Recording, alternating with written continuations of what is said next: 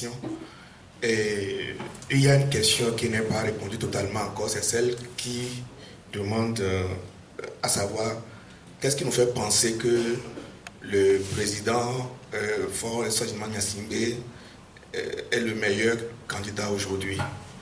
Et je voudrais apporter quelques éléments de réponse à cette préoccupation.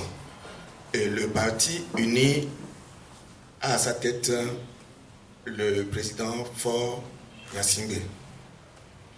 Et depuis un certain nombre d'années, en tant qu'acteur de la vie économique, car vous pouvez remarquer ici, il n'y a pratiquement personne parmi nous qui sortent de l'ENA. Nous ne sommes pas des politiciens, nous sommes des citoyens qui agissons au quotidien pour essayer d'améliorer la situation de chaque citoyen togolais.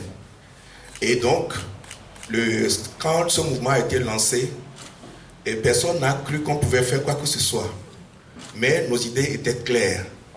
Et nos idées étant claires, et pour faire les choses autrement, en voulant rassembler tout le monde, très humblement et très poliment, nous avons approché la plupart de nos grands frères et de nos grandes sœurs pour nous enrichir de leurs expériences, pour que nous ne nous trompions pas. En très peu de temps, c'est vrai, nous sommes créés il y a à peine un an. En très peu de temps, nous avons eu l'occasion de participer à 2 échéances électorales. C'est quand même une expérience. Et dans les tractations, pour aller à ces élections, vous rencontrez des gens et vous écoutez, humblement.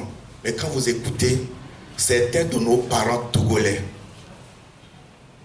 qui vous accueillent avec dédain, qui vous minimisent, et qui pensent que pour avoir une idée, il faut avoir fait 40 ans de militantisme dans l'opposition ou être né dans le pouvoir. Et nous disons non, nous voyons les choses autrement. De nombreux jeunes talentueux parmi nous. Le jeune honorable député Fiacre, il n'a même pas 40 ans. La jeune dame qui vient de parler, à peine une trentaine d'années. Voilà la qualité des membres de cette organisation.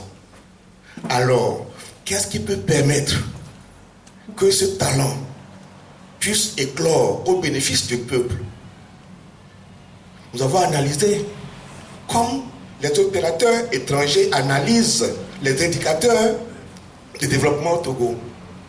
Et les gens accourent pour essayer d'investir ici, de se réaliser ici. Pourquoi est-ce que nous, on ne ferait pas la même lecture pour saisir nos opportunités plutôt que de vouloir jeter le bébé avec l'eau du bain?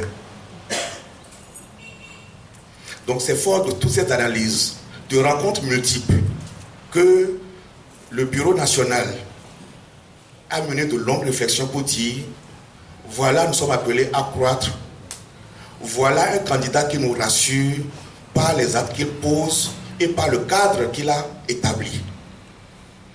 Notre objectif n'est pas de le suivre nous seuls, mais c'est d'appeler l'ensemble des Togolais à regarder objectivement ce qui se fait, le cadre macroéconomique qui est tracé aujourd'hui, et voir comment, en tant que Togolais, en tant que citoyens togolais, nous pouvons saisir les opportunités qui nous ont offertes pour nous développer enfin, sans attendre qu'on vienne nous distribuer quoi que ce soit. Et donc, ce n'est pas un soutien politique que nous apportons, mais c'est notre témoignage de ce que nous connaissons de la réalité politique, de la réalité économique du Togo, en tant qu'opérateur économique pour la plupart d'entre nous, en tant que parents aussi, que nous avons estimé que le meilleur choix, c'est Faure Gnassingbé. Nous n'avons jamais dit à Bâti que le président Faure était le seul capable de faire quoi que ce soit.